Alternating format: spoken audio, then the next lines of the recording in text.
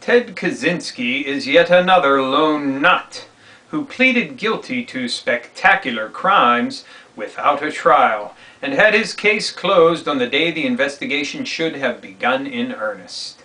On the day of his arraignment, the Boston Globe newspaper published a nationally syndicated story conditioning the public to view the suspect as a paranoid loser who had no accomplices and was undoubtedly guilty as charged. A similar profile was exhibited in the cases of James Earl Ray, son of Sam David Berkowitz, and many other patsies. That's from The Scapegoat, Ted Kaczynski, Ritual Murder and the Invocation of Catastrophe by Michael A. Hoffman II, and that's in Apocalypse Culture 2, edited by Adam Parfrey. Hello and welcome to another edition of the Stench of Truth. I'd like to talk about a couple of topics, if I may, today. First thing, just to touch on the recent scandal in New Jersey with the corruption charges coming down and a lot of people being arrested. I wanted to take a moment to focus on the organ trafficking that was going on, being carried out by a rabbi in the Jewish community up there.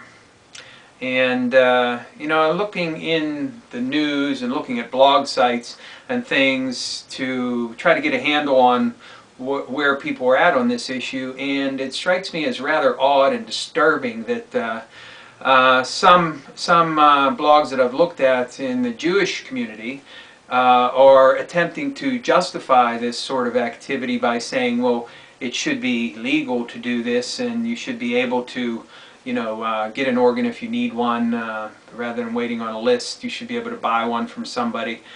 You know, I'm going to leave that issue for another time, perhaps, because it's certainly worthy of discussion. But I have to say this, that using those types of arguments in this particular situation to justify what is in effect fucking theft, okay, is wrong. And if I were a member of the Jewish community, I would be so vigorous in my condemnation of what this guy did.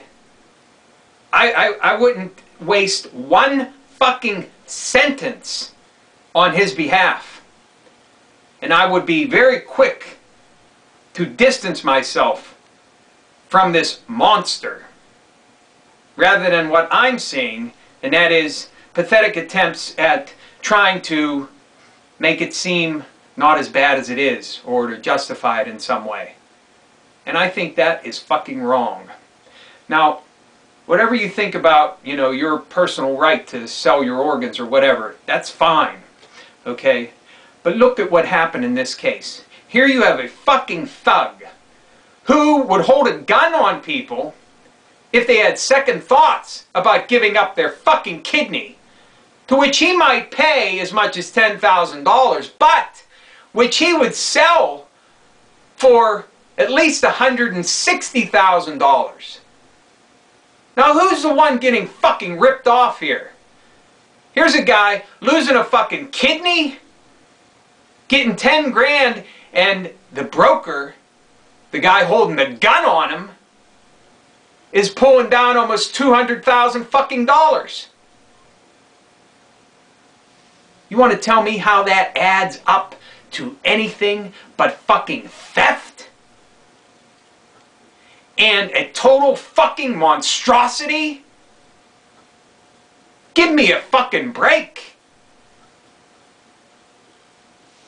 If you're trying to do something good for people, why are you holding a gun to somebody's fucking head if they have second thoughts about getting their body cut the fuck open and an organ taken out? And why are you making so much motherfucking money? Yeah, justify that, my ass.